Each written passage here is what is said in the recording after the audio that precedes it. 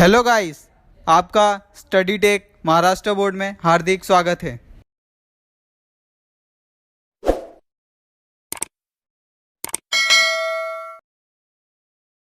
ये लोग भारती का 7वां लेसन डॉक्टर का अपहरण। किस प्रकार डॉक्टर का अपहरण हुआ, इसके बारे में डॉक्टर हरिकृष्ण देवसरे जी ने क्या बताया है, हम पढ़ने वाले हैं। डॉक्टर हरिकृष्ण देवसरे का परिचय इस प्रकार है। उनका जन्म 9 मार्च 1938 में हुआ था और उनकी मृत्यु 14 नवंबर 2013 में इंदिरापुरम गाजियाबाद उत्तर प्रदेश में हुई थी। उनका परिचय इस प्रकार है। हरिकृष्ण देवसरे जी हिंदी के प्रतिष्ठित बाल साहित्यकार थे। उन्हें बच्चों के ऊपर या फिर बच्चों से रिलेटेड जो साहित्य लिखने में उन्हें ज़्यादा रुचि आती थी। उनकी बाल रचनाएं परंपरा का अन्वेषण करती है और जो उनकी जितनी भी बाल रचनाएं हैं, बच्चों के बारे में जितने भी उन्होंने रचनाएं की है, वह सब ऐसा प्रतीत होता है कि वह एकदम असली है या फिर उनके बारे में एकदम सच्ची सच्ची जो चीज़ें हैं वो सब बताती है। बच्चों की जिज्ञासा को उभारने वाली तथा उनकी कल्पनाओं में नूतन रंग भरने वाली है। और जो बच्चों की जिज्ञासा होती है, जो उनसी लालसा होती है या जो उनके मन में कल्पना होती है, वह सब उनके जितने भी साहित्य थे उनके माध्यम से सब सामने आते थे और अलग अलग जो उनमें रोमांच था वह उनकी कहानियों में देखने को मिलता था। और उनकी कुछ प्रमुख कृतियाँ हैं, जैसे खेल बच्चों का, आओ चंदा के देश चले, मंगल ग्रह में राजू, उड़ती तस्तरिया, गिरना स्काई लैब का, दूसरे ग्रहों के गुप्तचर आदि। ये सब जितने भी कृतियाँ थी सब बच्चों से रिलेटेड थी और वो वैज्ञानिक बाल उपन्यास भी थे। डॉक्टर हरिकृष्ण देवसरे जी ने डॉक्टर का अपहरण इसमें क्या बताया है और इस कहानी में क्या दर्शाया है, इसके बारे में पढ़ने वाले। अभी हम इस कहानी को स्टार्ट करते हैं। कुछ महीने पहले आपने डॉक्टर भटनागर के अचानक लापता हो जाने का समाचार पढ़ा होगा, लेकिन उसके बाद फिर उनके बारे में कुछ भी पता न चला। हुआ यह था कि एक रात को लगभग 2 बजे उनके घर की बालकनी बज उठी। आदत के अनुसार डॉक्टर भटनागर उठ गए। उनकी पत्नी जागकर भी बिस्तर पर ही पड़ी रही, क्योंकि वह जानती थी कि ऐसा रोज होता है। जब भी कोई मरीज सीरियस होता है तब अस्पताल का चौकीदार उन्हें उठाने आ जाता है। अभी यहाँ पे एक डॉक्टर, उस डॉक्टर का नाम है डॉक्टर भटनागर। इनके बारे में पूरा कहानी दिया गया है। और डॉक्टर भटनागर क्या एक डॉक्टर थे जो आसपास के लोग द्वारा उन्हें बुलाने कभी भी आ जाते थे। और वो डॉक्टर कभी भी, कितनी भी रात हो, कोई भी समय हो, वह कभी अपने काम से नहीं भागते थे और हमेशा लोगों के लिए तत्पर उपलब्ध होते थे। वैसे ही कभी कभी लोग उनके दरवाजे पर किसी मदद या फिर किसी सहायता हेतु आते थे, फिर भी वो बिना कुछ सोचे उठ के उनकी सहायता चले जाते थे। एक रात ऐसे ही एक व्यक्ति उनके दरवाजे पर आया और उसने दरवाज़ा खटखटाया, तो वह तैयार होकर जाने के लिए निकल गए। और उनकी पत्नी थी, उन्हें भी पता था कि कभी भी इन्हें इमरजेंसी आ सकती है या फिर कोई इलाज के लिए बुला सकता है, इसीलिए वह भी कुछ नहीं बोलती थी। और अक्सर जो अस्पताल का चौकीदार होता था, अस्पताल में किसी कार्यवश अगर कोई इमरजेंसी आ जाए तो उन्हें बुलाने कभी भी आ जाता था। अगर किसी को उन्हें घर बुलाकर ले जाना होता तो वो भी आकर उन्हें ले जाता। और डॉक्टर भटनागर ऐसे थे, कभी किसी के लिए मना नहीं करते थे, या कहीं किसी के घर जाना हो या फिर किसी के इलाज के लिए कहीं और जाना हो, वो हमेशा तत्पर रहते थे। डॉक्टर भटनागर मरीजों की सेवा करना अपना परम कर्तव्य समझते थे, इसीलिए वो इसका बुरा न मानते बल्कि शहर चले जाते। कोई उन्हें फीस दे या ना दे, इसकी उन्हें कभी चिंता नहीं थी। वो अपने काम से प्रेम करते थे, न कि पैसों के लिए काम करते थे। उस रात भी वो उठे और गाउन पहने, दवाइयों का बैग उठाकर चले गए। गाउन यानी जो डॉक्टर द्वारा जो एक वाइट कलर की कमीज पहनी जाती है उसे गाउन कहते हैं। आमतौर से होता यह था कि वह 1-2 घंटे में लौट आते थे या फिर सवेरा होते होते तो अवश्य ही आ जाते थे, क्योंकि उन्हें अस्पताल समय से पहुंचने की आदत थी। और डॉक्टर ऐसे थे कि अपने समय अनुसार हमेशा कार्य करते थे। वह सुबह सुबह डॉक्टर जो थे सुबह सुबह अस्पताल जाने के लिए कभी लेट नहीं होते थे, और कहीं वह बाहर किसी इलाज या इमरजेंसी के लिए गए हों तो रात को एकदम सही समय पे चले आते थे, जितने समय वो अपनी पत्नी को बोल के जाते थे। परंतु एक दिन ऐसा हुआ कि वह लौटने में देर हो गई और उन्हें अस्पताल वह समय पर नहीं जा पाए। किंतु उस दिन जब देर सुबह वह डॉक्टर भटनागर नहीं लौटे तब उनकी पत्नी चिंतित हो गई, और जब भटनागर जी लेट आए या फिर आए नहीं, इसके कारण उनकी जो पत्नी थी वो बहुत चिंता करने लगी कि कहाँ है, इतना लेट पहले कभी नहीं हुआ। पहले सोचा कि शायद मरीज की हालत गंभीर होगी इसीलिए देर लग गई होगी, फिर यह भी सोचा कि आज सीधा अस्पताल तो नहीं चले गए।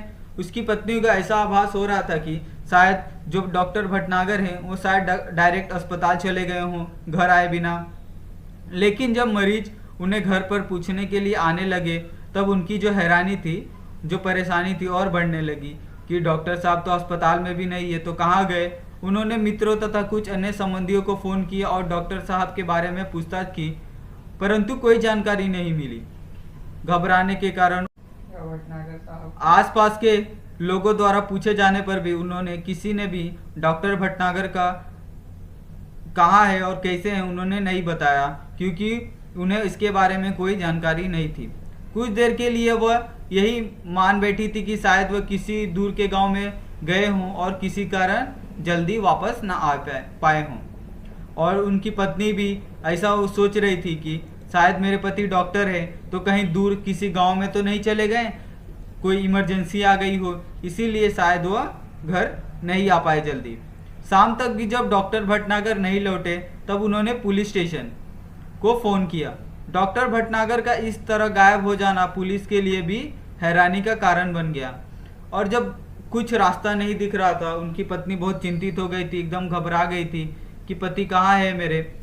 तब उन्होंने सोचा कि मैं पुलिस को कंप्लेन करती हूँ, शायद वही कुछ कर सकते हैं। चारों ओर खोज शुरू हुई, पुलिस ने भी अपनी कार्रवाई तुरंत शुरू कर दी। रेलवे के संदेश भेजे गए। डॉक्टर भटनागर के गायब होने का समाचार बिजली की तरह यानी बहुत तेजी से शहर में फैल गया। चारों तरफ डॉक्टर भटनागर की बात होने लगी कि ये डॉक्टर भटनागर अचानक कहाँ गायब हो गए। उनकी पत्नी खोज के लिए केवल इतना ही सूत्र दे सकी कि डॉक्टर साहब अपनी कार में नहीं गए, उन्हें लेने के लिए कोई गाड़ी आई थी। उन्होंने सब पुलिस को बताया कि क्या कैसा हुआ उस रात, जिसके बड़े पहिए के निशान उन्होंने सवेरे घर के बाहर सड़क और फुटपाथ पर देखे थे। उन्होंने बताया कि जो गाड़ी उन्हें लेने आई थी उस पहिए के निशान थे वो मेरे घर के जो फुटपाथ है, जो घर के बाहर के फुटपाथ है सड़क के, वहाँ पे दिखाई दे रहे हैं। जाहिर था कि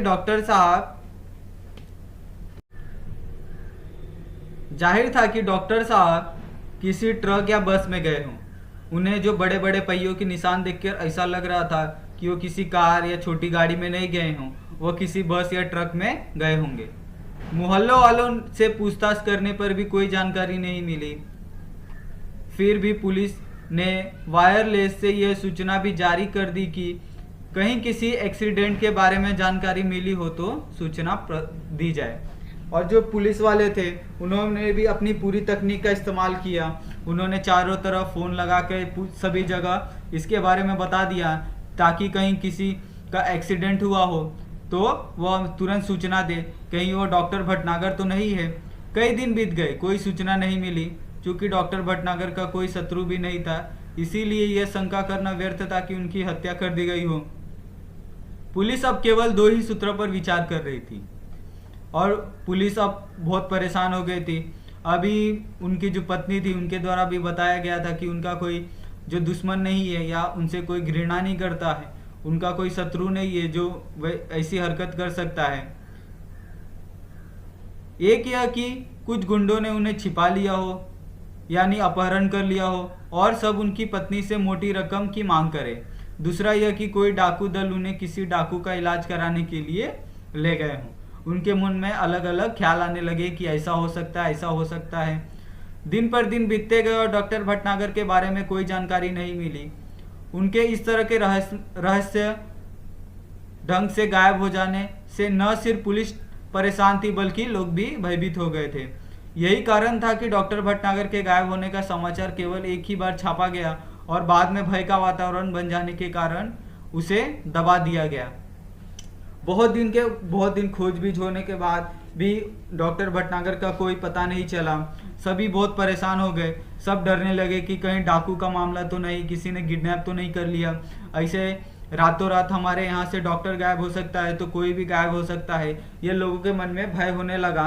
इसीलिए इस भय को और न बढ़ाकर पुलिस ने भी इस मामले को और हवा न दी और इस मामले को दबा दिया। धीरे धीरे कई महीने बीत गए। श्रीमती भटनागर निराश हो चुकी थी। उनकी हालत पागलों जैसी हो गई थी।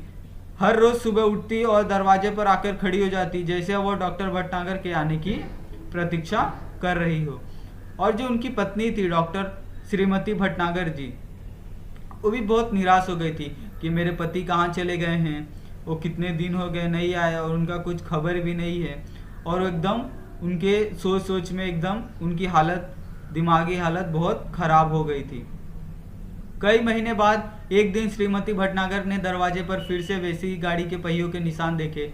उन्हें लगा कि शायद डॉक्टर साहब आए थे, लेकिन कहाँ हैं। उन्होंने तुरंत पुलिस को सूचना दी और जिस गाड़ी द्वारा उनका अपहरण हुआ था, या कहे तो वह जो गाड़ी उन्हें लेने आई थी उस रात, वो सेम गाड़ी के पहियों के निशान उन्होंने फिर से देखे। और उन्होंने ये देख तुरंत सूचना दी कि ऐसी गाड़ी से मेरे पति गए थे और आप आके यहाँ पे छानबीन कीजिए। खोज जारी हो गई। पुलिस का एक दल उनके घर पर ही आया। उसने गाड़ी के निशान देखे, लेकिन उन निशानों को देखकर कुछ भी अंदाजा लगाना बहुत कठिन था। हाँ, एक सीडी अवश्य मिली थी। उन्होंने जब पुलिस को सूचना दी तो पुलिस ने जो छानबीन की उसमें एक सीडी प्राप्त किया। अभी देख, जो लिफाफे में बंद थी और उस पर श्रीमती भटनागर का नाम लिखा था। उस सीडी को तुरंत सुनने की व्यवस्था की गई। सीडी बजते ही सभी लोग हतप्रभ हो गए। उसमें डॉक्टर भटनागर बोल रहे थे और जो उन्हें सीडी मिली थी यानी जो कैसेट मिला था, उसमें डॉक्टर भटनागर द्वारा कुछ संदेश भेजा गया था।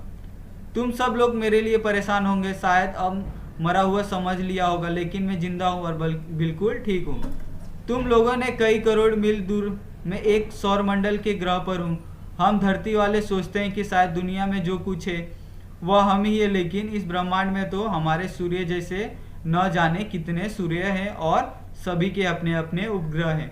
उनके द्वारा जो संदेश भेजा गया था उसमें उन्होंने कहा कि आप लोग सभी सोचते हैं कि पृथ्वी जैसा कोई कुछ नहीं है दूसरा ग्रह, बट आपको मैं बताना चाहता हूँ कि पृथ्वी जैसे ही बहुत सारे ग्रह हैं और सूर्य और उसके कितने सारे उपग्रह हैं।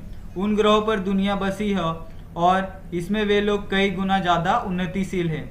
और आपको लगता होगा कि हमारी पृथ्वी बहुत समझदार है और यहाँ बहुत उन्नतशील लोग रहते हैं, परंतु ऐसा नहीं है। हमारे अलावा भी कई सारी दुनिया है जहाँ पे बहुत उन्नतशील लोग हैं। मुझे यहाँ आकर अपने परिवार, मित्रों, देश और पृथ्वी से दूर का दुख तो है, लेकिन इस बात की खुशी है कि मेरा यह भ्रम चले गया कि दुनिया सिर्फ हम ही है। मुझे उम्मीद है कि पृथ्वी के लोग मेरी इस बात से कुछ सबक लेंगे।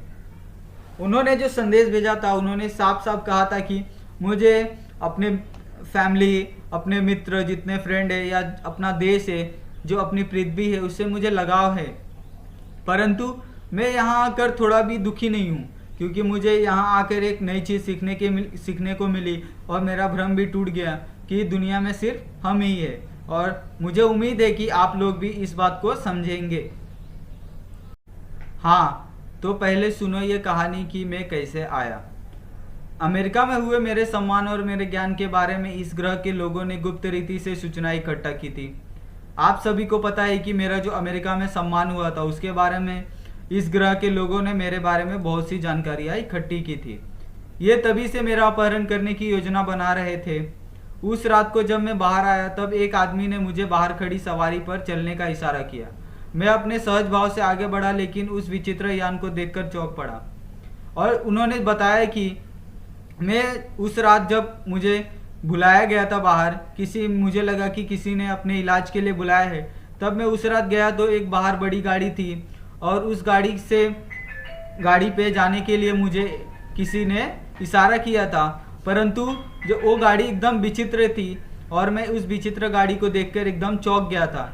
इसके पहले कि मैं कोई विरोध करता या भागने की कोशिश करता, 3 लोगों ने मजबूत बाहों से मुझे पकड़कर यान में अंदर डाल दिया। और उनका जो डर था, वो कहते हैं कि मैं उस विमान में नहीं चढ़ना चाहता था, परंतु फिर भी उन लोगों ने मुझे जबरदस्ती उस विमान के अंदर डाला। यान तेजी से घूमकर सूसू की आवाज़ करता हुआ आसमान में उड़ गया। घबराहट के कारण मैं बेहोश हो गया और जब मुझे होश आया तब यह यान इस ग्रह पर पहुंच चुका था। और उनका यह कहना था कि जब मुझे विमान में डाला गया तो मैं बहुत घबरा गया था, मैं बहुत डर गया था और इसी कारण मैं बेहोश हो गया। और जब मुझे होश आया तब मैंने अपने आप को एक दूसरे ग्रह पर पाया। मुझे एक विशेष किस्म का प्लास्टिक सूट पहनाया गया ताकि मैं ग्रह के वातावरण में अनुकूल रह सकूं। अब चूंकि मुझे यहाँ आए हुए काफ़ी समय हो गए हैं, मैं यहाँ से भागने की कोशिश भी नहीं कर सकता, इसीलिए मुझे आप सब लोगों के लिए ये संदेश रिकॉर्ड करके भेजने की अनुमति दी गई। अभी वो कहते हैं कि मैं यहाँ पे आए हुए बहुत टाइम हो गया, अभी यहाँ पे मेरा काम भी बहुत बढ़ गया है और मैं यहाँ से अब भाग भी नहीं सकता, भागने की कोशिश भी नहीं कर सकता, इसीलिए मैं आपको एक सीडी के द्वारा संदेश भेज रहा हूँ। और मुझे यहाँ पे एक विशेष प्लास्टिक सूट पहनाया गया है ताकि मैं इस वातावरण में रह सकूँ। इस ग्रह का नाम बड़ा विचित्र सा है। यहाँ के लोग विज्ञान में बहुत आगे बढ़ गए हैं। इनके पास ऐसे यान है कि एक सौरमंडल से दूसरे सौरमंडल तक आसानी से आते जाते हैं। यहाँ भी लोगों ने रहने के लिए घर बना रखे हैं, कारखाने हैं, बाजार है, बस्तियाँ है, मोटर है, सभी कुछ है, लेकिन अपने बिल्कुल भिन्न है। इसके पहले वैज्ञानिक सिद्धांत है, इन्हें कई सौरमंडलों और उनके ग्रहों के बारे में जानकारी है। हमारा सौरमंडल इनके सबसे निकट है, इसीलिए इन्होंने आसानी से मेरा अपहरण कर लिया। फिर उनका कहना था कि जिस सौरमंडल पे मैं आया हूँ उसका नाम भी बहुत विचित्र है और ये हुबहू हमारे पृथ्वी जैसा ही है और यहाँ के लोग बहुत ही विज्ञान में आगे हैं। ये लोग आसानी से अपने यान द्वारा एक सौरमंडल से दूसरे सौरमंडल में जा सकते हैं। यहाँ पर भी हमारे पृथ्वी जैसे ही घर है, कारखाने हैं, बाजार है, बस्तियाँ हैं, परंतु यहाँ जो सिद्धांत है वो हमारे पृथ्वी के बिल्कुल विपरीत है। और क्योंकि इन्होंने मेरा जो अपहरण किया था इसीलिए किया था क्योंकि जो हमारा पृथ्वी है इनके सौरमंडल से एकदम नज़दीक है। मेरे अपहरण का कारण जानने से पहले यह जान ले कि ये लोग चिकित्सा शास्त्र में बहुत पिछड़े हैं। चिकित्सा शास्त्र मतलब मेडिकल फील्ड में। यह एक ऐसा ग्रह है जहाँ विज्ञान अपनी चरम सीमा को पहुँच चुका है। यहाँ के आदमी अब आदमी नहीं मशीन हो गए हैं। यहाँ का सारा काम मशीनें ही करती है और इसका नतीजा ये हुआ कि धीरे धीरे आदमी का महत्व कम हो गया। उन्होंने अपने जो सीडी द्वारा संदेश था उसमें साफ साफ कहा था कि ये लोग विज्ञान में तो बहुत आगे हैं परंतु मेडिकल में बहुत पीछे हैं। इसीलिए जो यहाँ के लोग हैं ये मशीन एकदम मशीन जैसे हो गए हैं। इन्हें सिर्फ काम सिर्फ काम के अलावा और कुछ नहीं सूझता। ये अपने सेहत का भी ध्यान नहीं रखते हैं। इसी कारण ये धीरे धीरे इनका जो महत्व है कम हो गया है और मशीनों का जो महत्व यहाँ पे बढ़ गया है। अब इस पूरे ग्रह में मशीनें ज़्यादा और आदमी कम हो गए हैं। जो लोग हैं वो मशीनों के गुलाम हैं। दूसरी ओर कहाँ यहाँ के लोगों को एक विचित्र तरह का सड़न रोग होने लगा है और जहाँ यहाँ के लोग हैं बिना कुछ कार्य किए यहाँ पे सिर्फ घर पे रहे उन्हें अलग तरह की बीमारी हो गई है और इससे अलग तरह का एक रोग उत्पन्न हो गया है। शरीर का कोई भी अंग अचानक सड़ना शुरू हो जाता है और फिर वो आदमी मर जाता है। इस रोग का इलाज इन्हें अब तक नहीं मालूम हो सका है, लेकिन इस रोग का कारण में मशीनें ही है जो इन्हें नकारा बनाए हुए हैं। और इनमें साफ साफ बताया गया कि अगर इंसान दिन भर बैठे रहे कुछ कार्य न करे तो उसमें सिर्फ एक आलसपन आ जाता है और बीमारियों का घर हो जाता है। इस रोग का इलाज जो है उन्हें अभी तक मालूम नहीं हो सका, लेकिन इस रोग का कारण में मशीनें ही है और उन्हें जो नकारा बनाए हुए हैं। नकारा मतलब उनका जो जितना काम है सब मशीनें ही कर रही है और वह सिर्फ घर बैठे बैठे ही बीमार हो रहे हैं। इन्होंने सोचा कि क्यों ना मुझे यहाँ बुलाया जाए। जब कोई ऐसी तरकीब सोची जाए कि सड़ा हुआ अंग काटकर उसके स्थान पर दूसरा अंग लगा दिया जाए। उन्होंने बहुत सोच समझ के डॉक्टर को बुलाया था ताकि जो डॉक्टर है उनके जो इस सड़न का इलाज कर सके। बस इसी कारण मेरा अपहरण हुआ है। आज मैं यहाँ बैठकर सोच रहा हूँ कि हमारी पृथ्वी पर भी विज्ञान तेजी से उन्नति कर रहा है। उद्योगों के विकास से मशीनों की संख्या और और कारखानों से वातावरण दूषित हो रहा है। वह सब अगर इसमें भी कहते हैं कि जो हमारे जो पृथ्वी है उस पे भी जो विज्ञान है वो बहुत तेजी से आगे बढ़ रहा है और जो मशीनों का जो महत्व है वो धीरे धीरे बढ़ रहा है और जो इंसान है उसका महत्व कम हो रहा है। इसीलिए मुझे ये डर रहता है कि जिस प्रकार की परिस्थिति इस सौरमंडल ग्रह पे है उस तरह की परिस्थिति हमारे पृथ्वी पे ना हो। वो कहते हैं कि वह सब अगर जारी रहा और ज़्यादा मात्रा में हुआ तो पृथ्वी पर भी ऐसे दिन आने में देर नहीं लगेगी। और उनका इस बात का भय था कि अगर ऐसा ही चलता रहा, लोग विज्ञान को और ज़्यादा तवज्जो देते रहे और अपने आप को बैलेंस जीवन की तरह न चलाया तो इसी तरह की जो समस्या है, प्रॉब्लम है, वो पृथ्वी पर भी उत्पन्न हो सकती है। आज भी पृथ्वी पर कैंसर, दिल की बीमारियां, तनाव के कारण होने वाली बीमारियां, ब्लड शुगर आदि उस भविष्य का संकेत है। उन्होंने कुछ बीमारियों का उदाहरण देते हुए कहा कि ये सब बीमारियां हैं, ये हमारे पृथ्वी पर मौजूद है और इनसे कितने लोगों की मृत्यु होती है आप सबको पता ही है। इस ग्रह के लोग इन सभी मुसीबतों से गुजर चुके हैं लेकिन इन पर ध्यान नहीं दिए। अब स्थिति यह है कि अगर पर तुरंत कोई उपाय न किया जाए तो शायद यहाँ इंसानों का नामो निशान मिट जाएगा। बस यही होगा कि यहाँ ऊंची ऊंची इमारतें, बड़े बड़े कारखाने और चिमनियाँ, दैत्याकार मशीनें ही बच जाएगी। उनका कहना था कि अगर तुरंत कुछ ठीक नहीं किया गया तो सभी जगह एक जैसा ही हो जाएगा और इंसान जो है उनका महत्व वैसे ही खत्म हो गया है, धीरे धीरे वो भी खत्म हो जाएंगे और सिर्फ ऊंची ऊंची इमारतें बचेगी और बड़े बड़े कारखाने और बड़ी बड़ी मशीनें ही बचेगी। आप सभी सोच रहे होंगे कि जो देश विज्ञान में इतना आगे बढ़ चुका है वो चिकित्सा शास्त्र में इतना पीछे कैसे रह गया। इसका कारण ये रहा कि यहाँ के जो निवासी है उनका शरीर बहुत मजबूत होता है। उसकी ऊपरी चमड़ी मोटे प्लास्टिक जैसे पदार्थ से बनी होती है। इस पर हवा, पानी या मिट्टी का कोई असर नहीं होता। उनका कहना था कि आप लोग बहुत सोच रहे होंगे कि मैंने आपको बताया कि यहाँ पे जो विज्ञान है, चिकित्सा शास्त्र है, वो पीछे क्यों है विज्ञान से। परंतु यहाँ के जो लोग हैं वो बहुत मजबूत है। वो दिन रात प्लास्टिक के कपड़े और मजबूत चमड़ी के लोग होते हैं, इसीलिए उन पे जो हवा, पानी या मिट्टी का कोई जल्दी असर नहीं होता। हाँ, जब ये बच्चे रहते हैं तब अवश्य इनकी चमड़ी नरम होती है लेकिन बाद में धीरे धीरे वह सख्त हो जाती है। यह सब यहाँ की जलवायु का प्रभाव है। जलवायु यानी जो पर्यावरण है वहाँ का, उसका प्रभाव है। यहाँ लोग बीमार नहीं पड़ते, इसीलिए उन्हें चिकित्सा की ज़रूरत नहीं पड़ती। और जब किसी चीज़ का ज़रूरत न हो तो भला उसके बारे में कोई कैसे सोच सकता है। इसी कारण ये लोग चिकित्सा में पीछे रह गए हैं, किंतु अब इन पर मुसीबत आ गई है।